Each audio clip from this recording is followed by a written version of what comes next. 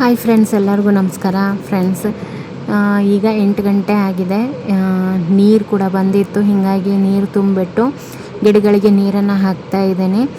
ನಾನು 1-2 ದಿನ ಊರಲ್ಲಿ ಇರಲಿಲ್ಲ. ನಿನ್ನೆ ನೈಟ್ ಬಂದಿದ್ದು. ಗಿಡಕ್ಕೆ ನಿನ್ನೆ ನೀರನ್ನು ಹಾಕಿಲ್ಲ. ನಾನು ಒಬ್ರಿಗೆ ಹೇಳೋಗಿದ್ದೆ ನೀರು ಹಾಕೋಕ್ಕೆ, ಅವರು ಸರಿಯಾಗಿ ಹಾಕಿಲ್ಲ. ಆದರೆ ಯಾವುದೇ ಥರ ಗಿಡ ಒಣಗಿಲ್ಲ, ಯಾಕಂದರೆ ಬಿಸಿಲು ಕೂಡ ಈಗ ಕಡಿಮೆ ಆಗಿದೆ ಮೊದಲಿಗಿಂತ. ಬಟ್ ಆದರೂ ಕೂಡ ನೀರನ್ನು ಹಾಕಬೇಕಾಗತ್ತೆ. ಹಾಗೆ ಇವತ್ತು ನೀರು ಹಾಕಬೇಕಾದ್ರೆ ನನ್ನ ಮಗಳು ಕೂಡ ಬಂದಳು ನನ್ನ ಜೊತೆಗೆ. ಅವಳು ಹೆಲ್ಪ್ ಮಾಡ್ತಾ ಇದ್ದಾಳೆ. ಅವಳು ಕೆಳಗಡೆ ಇರುವಂಥ ಪಾಟ್ಗಳಿಗೆ ಅವಳು ನೀರನ್ನು ಹಾಕ್ತಾಳೆ, ಮೇಲೆ ಇರುವಂಥ ಪಾಟ್ಗಳಿಗೆ ನಾನು ನೀರು ಹಾಕ್ತಾ ಇದ್ದೀನಿ.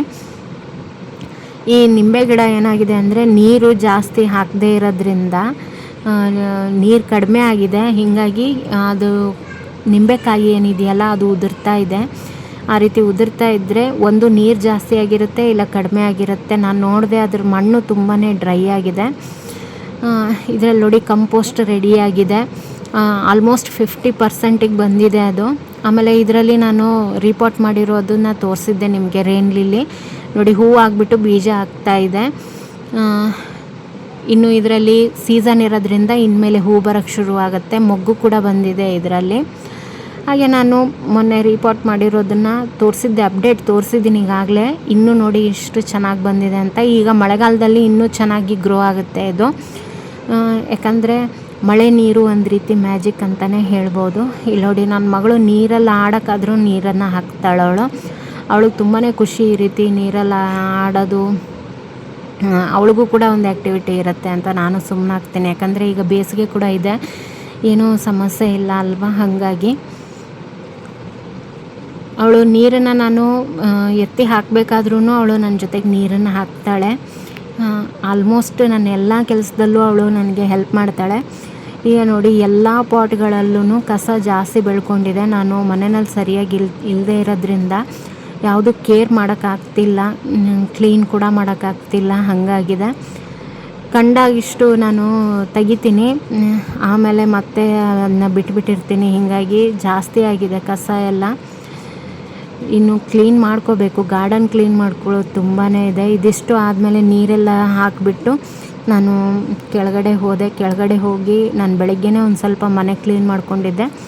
ಅದಾದಮೇಲೆ ನಾನು ಗ್ಯಾಸ್ ಕಟ್ಟೆ ಎಲ್ಲ ಚೆನ್ನಾಗಿ ಟೈಲ್ಸ್ ಕೂಡ ಕ್ಲೀನ್ ಮಾಡಿಕೊಂಡೆ. ಇಲ್ಲಾಂದರೆ ಅಡುಗೆ ಮಾಡೋಕ್ಕೆಲ್ಲ ಸ್ವಲ್ಪ ಇಷ್ಟ ಆಗಲ್ಲ. ನಮ್ಮ ಮನೆಯಲ್ಲಿ ಧೂಳು ಕೂಡ ಜಾಸ್ತಿ ಬರುತ್ತೆ. ಕಿಟಕಿಗಳೆಲ್ಲ ತುಂಬ ದೊಡ್ಡದಾಗಿದೆ.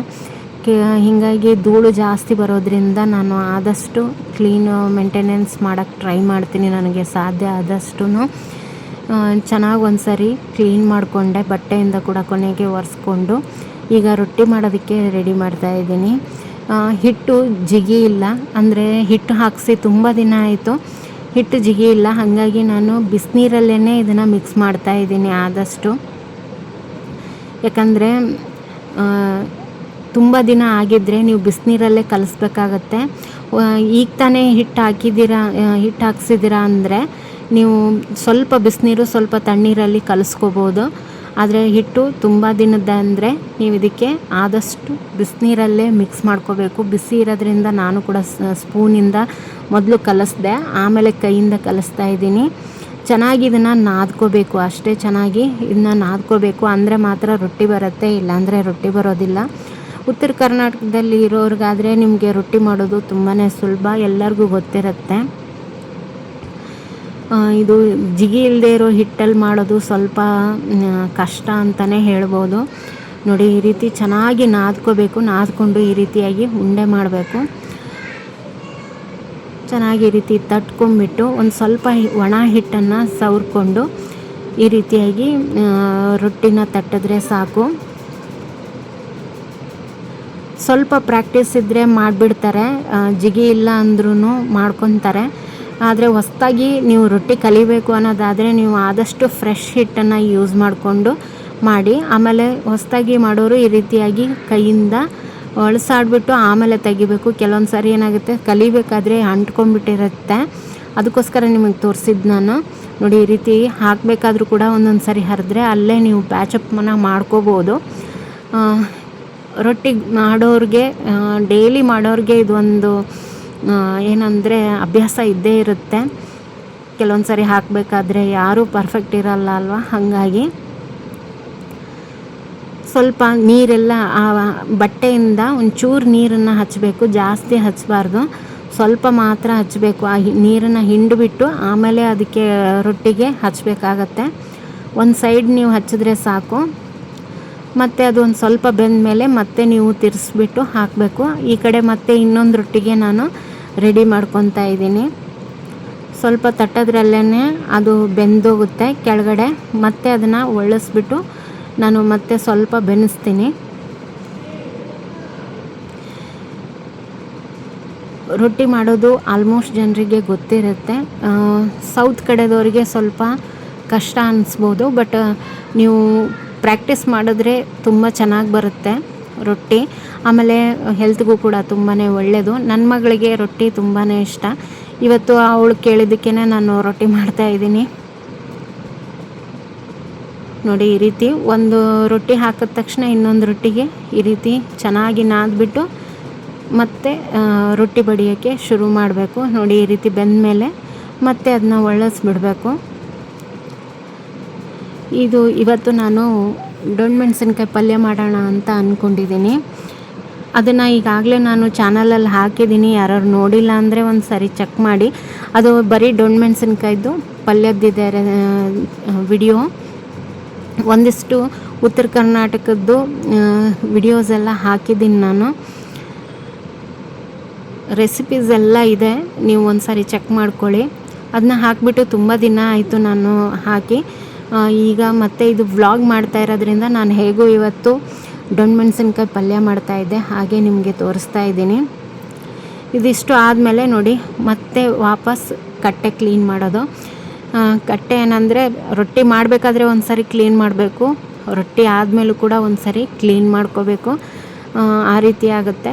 ನಾನು ಪ್ರತಿ ಸರಿ ಪಲ್ಯ ಅದೆಲ್ಲ ಮಾಡಿಬಿಟ್ಟು ಆಮೇಲೆ ರೊಟ್ಟಿ ಮಾಡ್ತಿದ್ದೆ, ಬಟ್ ಇವತ್ತು ಮೊದಲೇ ರೊಟ್ಟಿ ಮಾಡಿಕೊಂಡೆ.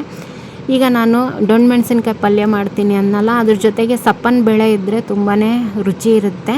ಅದಕ್ಕೋಸ್ಕರ ನಾನಿಲ್ಲಿ ತೊಗರಿ ಬೇಳೆನ ಒಂದು ಸರಿ ತೊಳ್ಕೊಂಡು ಅದನ್ನು ಕುದಿಯೋಕೆ ಇಡ್ತಾಯಿದ್ದೀನಿ. ಇದಕ್ಕೆ ಒಂದು ಸ್ವಲ್ಪ ಉಪ್ಪನ್ನು ಸೇರಿಸ್ಕೊಂಡು ಕುದಿಯೋಕೆ ಇಡ್ತೀನಿ ನಾನು. ಸಪ್ಪನ ಬೇಳೆ ತಿನ್ನೋದಕ್ಕೆ ತುಂಬ ರುಚಿಯಾಗಿರುತ್ತೆ, ರೊಟ್ಟಿಗೆ ಒಳ್ಳೆ ಕಾಂಬಿನೇಷನ್ ಅಂತಲೇ ಹೇಳ್ಬೋದು. ನಿಮಗೆ ಪಲ್ಯ ಇಲ್ಲ ಅಂದರೆ ನೀವು ಈ ಸಪ್ಪನ ಬೇಳೆನ ಮತ್ತು ಚಟ್ನಿ ಪುಡಿ, ತುಪ್ಪ ಇದನ್ನು ಹಾಕ್ಕೊಂಡು ತಿಂದ್ರೂ ತುಂಬ ರುಚಿಯಾಗಿರುತ್ತೆ ರೊಟ್ಟಿ ಜೊತೆಗೆ. ಈಗ ನೋಡಿ, ನಾನು ಇದನ್ನು ಕುದಿಯೋಕೆ ಇಡ್ತೀನಿ. ಹಾಗೆ ಇಲ್ಲಿ ದೊಣ್ಣೆ ಮೆಣಸಿನ್ಕಾಯಿನ, ಜವಾರಿ ದೊಣ್ಣೆ ಮೆಣಸಿನ್ಕಾಯಿದು ತುಂಬಾ ಖಾರ ಇರುತ್ತೆ. ನಮ್ಮ ಕಡೆ ಬರುವಂಥ ದೊಣ್ಣೆ ಮೆಣಸಿನ್ಕಾಯಿ ಚಿಕ್ಕ ಚಿಕ್ಕದಾಗಿರುತ್ತೆ, ನೀವು ನೋಡಿರ್ತೀರ ಅಂದ್ಕೊಂಡಿದ್ದೀನಿ. ನಾನು ಇದನ್ನ ವಿಡಿಯೋ ಮಾಡಲಿಲ್ಲ, ಹೆಚ್ಚಿಬಿಟ್ಟಿದ್ದೆ ನಾನು ಆಲ್ರೆಡಿ. ಹಾಗೆ ಒಂದು ಉಳ್ಳಾಗಡ್ಡಿ ಕೂಡ ನಾನು ಹೆಚ್ಚ್ತಾ ಇದ್ದೀನಿ, ಇದನ್ನು ಸಲಾಡ್ಗೆ ಅಂತ ಹೇಳಿ ಹೆಚ್ಚ್ತಾ ಇದ್ದೀನಿ. ಇದು ರೊಟ್ಟಿ ಜೊತೆಗೆ ತುಂಬಾ ಒಳ್ಳೆ ಕಾಂಬಿನೇಷನ್ನು. ಹಾಗೆ ಒಂದು ಸೌತೆಕಾಯಿ ಕೂಡ ನಾನು ಹೆಚ್ಚ್ತಾ ಇದ್ದೀನಿ. ಇವತ್ತು ರೊಟ್ಟಿ ಪಲ್ಯ ಮಾತ್ರ, ಅನ್ನ ಮಾಡ್ತಾ ಇಲ್ಲ ನಾನು. ಅಷ್ಟರಲ್ಲೇ ನಾನು ಇದಿಷ್ಟು ಹೆಚ್ಕೊಂಡು ಸಲಾಡ್ನೆಲ್ಲ ರೆಡಿ ಮಾಡೋದ್ರಲ್ಲಿ ಇದು ಕುಕ್ಕರ್ ಕೂಡ ಕೂಗುತ್ತೆ, ಹಾಗಾಗಿ. ಆಮೇಲೆ ದೊಣ್ಣೆ ಮೆಣಸಿನ್ಕಾಯಿನ ಸ್ವಲ್ಪ ಫ್ರೈ ಮಾಡ್ಕೋಬೇಕು, ಎಣ್ಣೆಯಲ್ಲಿ ಫ್ರೈ ಮಾಡ್ಕೋಬೇಕು, ಅಂದಾಗಲೇ ಅದು ರುಚಿ ಜಾಸ್ತಿ. ಹೈಬ್ರಿಡ್ ಆದರೆ ನಾವು ಫ್ರೈ ಮಾಡ್ಕೊಳ್ಳಿಲ್ಲ ಅಂದರೂ ತೊಂದರೆ ಇಲ್ಲ, ಬಟ್ ಇದನ್ನು ಫ್ರೈ ಮಾಡ್ಕೊಳ್ಳೇಬೇಕು, ಯಾಕಂದರೆ ಖಾರ ಜಾಸ್ತಿ ಇರುತ್ತೆ ಇದು. ಅದಕ್ಕೋಸ್ಕರ ನೋಡಿ, ಸಲಾಡ್ ರೆಡಿ ಆಯಿತು. ಈಗ ನಾನು ಒಂದು ಕಡೆ ಇದಕ್ಕೆ ಪಲ್ಯಕ್ಕೆ ಇಡ್ತೀನಿ, ಒಂದು ಕಡೆ ಬೇಳೆ ಕುದಿಯೋಕ್ಕಿಟ್ಟೆ. ಇದಕ್ಕೆ ಒಂದು ಸ್ವಲ್ಪ ಎಣ್ಣೆನ ಹಾಕಿಬಿಟ್ಟು ಈ ಒಂದು ಕ್ಯಾಪ್ಸಿಕಮ್ಮನ್ನು ನಾನು ಹುರಿತೀನಿ. ಚೆನ್ನಾಗಿ ಹುರಿಬೇಕು, ಸ್ವಲ್ಪ ಮೇಲೆ ಸ್ಕಿನ್ ಅದು ಕಲರ್ ಚೇಂಜ್ ಆಗಬೇಕು. ಈಗ ಗ್ರೀನಿಶಾಗಿ ಕಾಣ್ತಾ ಇದೆಯಲ್ಲ, ಇದು ಚೇಂಜ್ ಆಗಬೇಕು, ಅಲ್ಲಿ ತನಕ ನೀವು ಇದನ್ನು ಹುರಿರಿ. ಅದು ಹುರಿಬೇಕಾದ್ರೇ ಗೊತ್ತಾಗುತ್ತೆ ಖಾರ ಎಷ್ಟಿದೆ ಅಂತ ಹೇಳಿ, ಯಾಕಂದರೆ ಘಾಟ್ ಬರೋಕ್ಕೆ ಶುರುವಾಗುತ್ತೆ ಇದರದ್ದು. ಆದರೆ ಈ ಪಲ್ಯ ಮಾತ್ರ ತುಂಬ ರುಚಿಯಾಗಿರುತ್ತೆ. ನಿಮಗೆ ಜವಾರಿ ದಪ್ಪ ಮೆಣಸಿನ್ಕಾಯಿ ಎಲ್ಲಾದರೂ ಸಿಕ್ಕರೆ ನೀವು ಇದನ್ನು ತಗೊಳ್ಳಿ ಅಂತ ಹೇಳ್ತೀನಿ ನಾನು. ನೋಡಿ, ಇದನ್ನೆಲ್ಲನೂ ಇದಕ್ಕೆ ಸೈಡಿಗೆ ತೆಗೆದಿಟ್ಕೊತೀನಿ ಹುರಿದಿರೋದನ್ನು. ಈಗ ನಾನು ಮತ್ತೆ ಅದೇ ಕಡಾಯಿನಲ್ಲೇ ನಾನು ಪಲ್ಯನ ಮಾಡಿಬಿಡ್ತೀನಿ. ಪಲ್ಯಕ್ಕೆ ಒಂದು ಸ್ವಲ್ಪ ಎಣ್ಣೆನ ಹಾಕ್ತಾಯಿದ್ದೀನಿ. ಹಾಗೆ ಒಂದು ಸ್ವಲ್ಪ ಜೀರಿಗೆ ಸಾಸಿವೆ ಎರಡೂ ಹಾಕ್ಕೊಂಡು, ನೀವು ಬೆಳ್ಳುಳ್ಳಿ ಹಾಕ್ಕೊಳೋದಾದರೆ ಬೆಳ್ಳುಳ್ಳಿ ಕೂಡ ನೀವು ಇದಕ್ಕೆ ಸೇರಿಸ್ಕೋಬೋದು. ನಾನಿಲ್ಲಿ ಬೆಳ್ಳುಳ್ಳಿನ ಹಾಕ್ತಾ ಇಲ್ಲ ಇವತ್ತು. ಬೆಳ್ಳುಳ್ಳಿ ಹಾಕ್ಕೊಂಡ್ರೆ ಇನ್ನೂ ರುಚಿಯಾಗಿರುತ್ತೆ. ಹಾಗೆ ಕರಿಬೇವು ಮತ್ತು ಉಳ್ಳಾಗಡ್ಡಿ ಎರಡೂ ಒಂದೇ ಸರಿಗೆ ಹಾಕ್ತಾಯಿದ್ದೀನಿ ನಾನು. ಚೆನ್ನಾಗಿ ಇದನ್ನು ಫ್ರೈ ಮಾಡ್ಕೊಳ್ಳಿ. ಕಲರ್ ಸ್ವಲ್ಪ ಚೇಂಜ್ ಆಗಬೇಕು, ಅಲ್ಲಿ ತನಕ ನೀವು ಇದನ್ನು ಫ್ರೈ ಮಾಡ್ಕೋಬೇಕಾಗತ್ತೆ. ಆಮೇಲೆ ಇದಕ್ಕೆ ಅರಿಶಿನ ಪುಡಿ ಸ್ವಲ್ಪ ಚೆನ್ನಾಗಿ ಇದನ್ನು ಕೂಡ ಕಲಿಸ್ಕೊಂಬಿಟ್ಟು, ನೆಕ್ಸ್ಟ್ ಇದಕ್ಕೆ ಹುರಿದಿರುವಂಥ ಡೊಣ್ಣು ಮೆಣಸಿನ್ಕಾಯಿನ ಇದಕ್ಕೆ ಹಾಕ್ತಾಯಿದ್ದೀನಿ. ಅದು ಫಸ್ಟು ಡೊಣ್ಣು ಮೆಣಸಿನ್ಕಾಯಿ ತುಂಬ ಅನ್ನಿಸ್ತಾ ಇತ್ತು, ನೋಡಿ ಹುರಿದ ಮೇಲೆ ಕಡಿಮೆ ಆಗಿದೆ. ಆಮೇಲೆ ರುಚಿಗೆ ತಕ್ಕಷ್ಟು ಇದಕ್ಕೆ ಉಪ್ಪನ್ನು ಸೇರಿಸ್ಕೊಂಡು, ಸ್ವಲ್ಪ ಹುಣಸೆಹಣ್ಣು, ನಿಂಬೆಹಣ್ಣಿನ ಗಾತ್ರದಷ್ಟು ಹುಣಸೆಹಣ್ಣನ್ನು ನಾನು ನೀರಲ್ಲಿ ಹಾಕಿಟ್ಟಿದ್ದೆ. ಅದನ್ನು ಈಗ ಚೆನ್ನಾಗಿ ಒಂದು ಸ್ವಲ್ಪ ಕಿವುಚ್ಕೊಂಡು ಆ ನೀರನ್ನು ಇದಕ್ಕೆ ಹಾಕ್ತಾಯಿದ್ದೀನಿ ನಾನು. ಹುಣಸೆಹಣ್ಣು ತುಂಬಾ ಮುಖ್ಯ ಇದಕ್ಕೆ, ಅಂದ್ರೇ ಈ ಡೊಣ್ಣು ಮೆಣಸಿನ್ಕಾಯಿ ತುಂಬಾ ರುಚಿಯಾಗುತ್ತೆ. ಅದ್ರ ಖಾರ ಕೂಡ ಬ್ಯಾಲೆನ್ಸ್ ಮಾಡುತ್ತೆ ಹುಣಸೆಹಣ್ಣು. ಆಮೇಲೆ ಇದಕ್ಕೆ ಬೆಲ್ಲ, ಇದು ಎರಡೂ ತುಂಬಾ ಒಳ್ಳೆಯದು ಈ ಒಂದು ಪಲ್ಯಕ್ಕೆ, ಇದರಿಂದನೇ ರುಚಿ ಜಾಸ್ತಿ ಆಗೋದು. ಹಾಗೆ ಇದಕ್ಕೆ ಒಂದು ಸ್ವಲ್ಪ ನೀರನ್ನು ಹಾಕ್ಕೊಂಡು ಚೆನ್ನಾಗಿ ಒಂದು ಸರಿ ಮಿಕ್ಸ್ ಮಾಡಿ ಒಂದು ಮುಚ್ಚಳನ ಮುಚ್ಚಿಬಿಟ್ಟು ಒಂದು 2 ನಿಮಿಷ ಬಿಟ್ಬಿಡಿ. ಈಗ ಆಲ್ರೆಡಿ ಇದು ಹುರಿದಿರೋದ್ರಿಂದ ತುಂಬ ಹೊತ್ತೇನು ಕುದಿಯೋಕ್ಕೆ ಬಿಡಬೇಕು ಅಂತ ಏನಿಲ್ಲ. ಒಂದು 2 ನಿಮಿಷ ಇದನ್ನು ಚೆನ್ನಾಗಿ ಕುದಿಯೋಕ್ಕೆ ಬಿಟ್ಟರೆ ಸಾಕಾಗತ್ತೆ. ಮುಚ್ಚಳ ಮುಚ್ಚಿ ಒಂದು 2 ನಿಮಿಷ ಬಿಟ್ಬಿಟ್ಟು ನೋಡಿ, ತುಂಬ ರುಚಿಯಾಗಿರುವಂಥ ಒಂದು ಪಲ್ಯ ರೆಡಿ ಆಗ್ತಾ ಇದೆ. ನಾನು ರುಚಿ ನೋಡಿದೆ, ಸ್ವಲ್ಪ ಉಪ್ಪು ಕಡಿಮೆ ಆಗಿತ್ತು, ಹಾಗಾಗಿ ಮತ್ತೆ ಒಂದು ಸ್ವಲ್ಪ ಉಪ್ಪು, ಹಾಗೆ ಇದಕ್ಕೆ ಕೊನೆಯದಾಗಿ ಏನಂದರೆ ಗುರೆಳ್ಳು ಪುಡಿ ಆಮೇಲೆ ಶೇಂಗಾ ಪುಡಿ ಎರಡನ್ನೂ ಇದಕ್ಕೆ ಹಾಕ್ತಾಯಿದ್ದೀನಿ. ಇದು ಲಾಸ್ಟಲ್ಲಿ ಬೇಕೇ ಬೇಕು. ಇದು ಅದು ನಮ್ಮ ಉತ್ತರ ಕರ್ನಾಟಕದ್ದು ಟಚಪ್ ಅಂತಲೇ ಹೇಳ್ಬೋದು. ಕೊನೆಯದಾಗಿ ಇದರಿಂದ ರುಚಿ ಹೆಚ್ಚಾಗುತ್ತೆ. ಇದನ್ನ ಚೆನ್ನಾಗಿ ಒಂದು ಸಾರಿ ಮಿಕ್ಸ್ ಮಾಡಿ 1 ನಿಮಿಷ ಬಿಡ್ತೀನಿ, ಅದು ಹೊಂದ್ಕೊಲಿ ಅನ್ನೋಕ್ಕೋಸ್ಕರ ಅಷ್ಟೇ. ಮುಚ್ಚಳನ ಮುಚ್ಚಿಬಿಟ್ಟು ಒಂದು 2 ನಿಮಿಷ ಬಿಟ್ಟು ಆಮೇಲೆ ತೆಗೆದು ನೀವು ಗ್ಯಾಸನ್ನು ಆಫ್ ಮಾಡ್ಕೊಂಬಿಡಿ. ನೋಡಿ ಈಗ ಪಲ್ಯ ರೆಡಿಯಾಗಿದೆ ರೊಟ್ಟಿ ಜೊತೆಗೆ. ಹಾಗೆ ಬೇಳೆ ಕೂಡ ನೋಡಿ ರೆಡಿಯಾಗಿದೆ.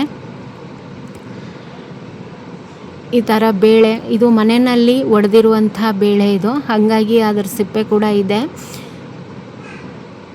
ಈಗ ಸರ್ವ್ ಮಾಡೋಣ. ಬೇಳೆ ಮತ್ತು ಉಳ್ಳಾಗಡ್ಡಿ ಮತ್ತು ಸೌತೆಕಾಯಿ ಆಮೇಲೆ ಪಲ್ಯ ಕೂಡ ರೆಡಿಯಾಗಿದೆ. ಪಲ್ಯ ಕೂಡ ಹಾಕ್ತಾಯಿದ್ದೀನಿ. ಆಮೇಲೆ ರೊಟ್ಟಿ, ಇದು ಫುಲ್ ಮೀಲ್ಸ್ ಅಂತಲೇ ಹೇಳ್ಬೋದು ಉತ್ತರ ಕರ್ನಾಟಕದವರಿಗೆ. ತುಂಬಾ ರುಚಿಯಾಗಿರುತ್ತೆ. ನೀವು ಕೂಡ ಒಂದು ಸಾರಿ ಟ್ರೈ ಮಾಡಿ ಜವಾರಿ ಡೊಣ್ಗಾಯಿ ಪಲ್ಯನ. ಖಾರ ಇರುತ್ತೆ, ಆದರೆ ತುಂಬ ರುಚಿ ಇರುತ್ತೆ. ಈ ಒಂದು ಬೇಳೆ ಜೊತೆಗಂತೂ ಒಳ್ಳೆ ಕಾಂಬಿನೇಷನ್ ಅಂತಲೇ ಹೇಳ್ಬೋದು. ಅಡುಗೆ ಎಲ್ಲ ಮುಗಿಸ್ಬಿಟ್ಟು ಬರೋಷ್ಟರಲ್ಲಿ ನೋಡಿ ದಿವಾನ್ ಕಾಟ್ ಮೇಲೆ ಕೆಳಗಡೆ ಅವಳು ಅಡುಗೆ ಮನೆ ಶುರು ಮಾಡ್ಕೊಂಡಿದ್ದಾಳೆ. ಅಡುಗೆ ಮಾಡ್ತೀನಿ ಅಂತ ನನ್ನ ಕಡೆ ಒಂದು ಸ್ವಲ್ಪ ಜೋಳದ ಹಿಟ್ಟು ಇಸ್ಕೊಂಬಂದಿದ್ಲು, ಅದನ್ನು ಈ ರೀತಿ ಡಬ್ಬದಲ್ಲಿ ಹಾಕಿದ್ದಾಳೆ. ನಾನು ನೋಡಬೇಕು ಅಂತ ತೆಗಿಬೇಕು ಅಂದರೆ ನಾನೇ ತೆಗಿತೀನಿ ಬಿಡು ಅಂತ ಅಂದ್ಲು. ಅವಳೇನೋ ಗುಳಿಗೆ ಥರ ಮಾಡಿಬಿಟ್ಟು ಸಾಂಬಾರು ಮಾಡ್ತೀನಿ ಅಂತ ಹೇಳಿದ್ದಾಳೆ. ಅವಳು ನೋಡಿದ ತಕ್ಷಣ ನಮ್ಮ ಬಾಲ್ಯದ ನೆನಪು ಬರುತ್ತೆ. ನಾವು ಚಿಕ್ಕವರಿದ್ದಾಗ ಇದೇ ರೀತಿಯಾಗಿ ಆಟ ಆಡ್ತಾಯಿದ್ವಿ. ಅವಳು ನಾನೇ ಮಾಡಿದ್ದೀನಿ ಇದನ್ನು ಅಂತ ಹೇಳ್ತಾ ಇದ್ಲು. ಅವ್ರು ನೋಡಿ ಎಷ್ಟು ಖುಷಿಯಾಗಿರುತ್ತೆ ಮಕ್ಕಳಿಗೆ ತಾವು ಮಾಡಿರೋದು, ತಾವು ಆಟ ಆಡ್ತಾ ಇರೋದು ಅನ್ನೋದು. ಮಕ್ಳಿಗೇನೆಂದರೆ ಈ ರೀತಿ ಆಡೋಕ್ಕೆ ಬಿಡಬೇಕು. ನಾವು ಕೆಲವೊಂದು ಸರಿ ಸಾಮಾನ ಕೆಳಗಡೆ ಹಾಕಬೇಡ ಅಂದ ತಕ್ಷಣ ಅವ್ರಿಗೆ ನೆನಪಾಗೋದು ಚಿಂಟು ಟಿ ವಿ ಮತ್ತು ಇಲ್ಲಾಂದರೆ ಮೊಬೈಲು. ಆ ರೀತಿ ಸ್ವಲ್ಪ ಕೆಳಗಡೆ ಹಾಕಿದಾಗ ಅವ್ರಿಗೂ ಕೂಡ ನಾವು ಕಲಿಸ್ಬೇಕು, ಸಾಮಾನೆಲ್ಲ ನೀವು ನಿಮ್ಮ ಸಾಮಾನುಗಳನ್ನ ನೀವು ಹಾಕಿ ಅಂತ. ನಾ ಈ ಅಡುಗೆ ಸಾಮಾನಿಗೆಲ್ಲ ಒಂದು ಕವರ್ ಮಾಡಿದ್ದೀನಿ, ಅದರಲ್ಲಿ ತುಂಬಿಸ್ತೀನಿ ಅವಳ ಕಡೆನೇ.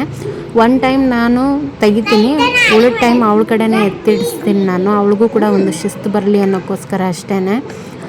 ಈ ವಿಡಿಯೋನ ನಾನು ಇಲ್ಲಿಗೆ ಮುಕ್ತಾಯ ಮಾಡ್ತಾ ಇದ್ದೀನಿ. ನೆಕ್ಸ್ಟ್ ಬ್ಲಾಗಲ್ಲಿ ಸಿಗ್ತೀನಿ ನಿಮಗೆ. ಮತ್ತೆ ಈ ವಿಡಿಯೋ ಇಷ್ಟ ಆದರೆ ಒಂದು ಲೈಕ್ ಮಾಡಿ ಫ್ರೆಂಡ್ಸ್. ಇನ್ನೂ ತನಕ ನನ್ನ ಚಾನಲ್ ಸಬ್ಸ್ಕ್ರೈಬ್ ಮಾಡಿಲ್ಲ ಅಂದರೆ ದಯವಿಟ್ಟು ಸಬ್ಸ್ಕ್ರೈಬ್ ಮಾಡಿಕೊಂಡು ವಿಡಿಯೋಗಳನ್ನು ನೋಡಿ ಸಪೋರ್ಟ್ ಮಾಡಿ ಅಂತ ಹೇಳ್ತೀನಿ.